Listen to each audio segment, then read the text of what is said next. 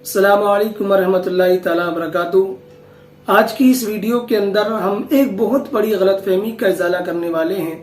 गलतफहमी ये है कि हम आज अपने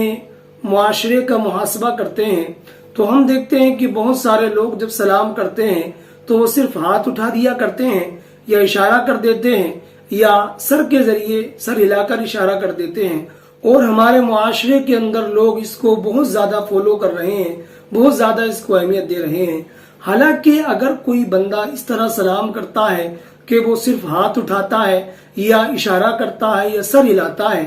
और वो अपनी जबान के जरिए जो सलाम के अल्फाज हैं उनको अदा नहीं करता है, तो याद रखें कि ऐसी सूरत में अगर हाथ के इशारे से या सर हिलाकर या और किसी इशारे के जरिए सलाम किया जाता है तो इस तरह जो सलाम की सुन्नियत है, यानी सलाम करना जो सुन्नत है, ये फौत हो जाता है। अब यहाँ पर एक बात जहन में रखें कि सलाम करना सुन्नत है और सलाम का जवाब देना वाजिब है।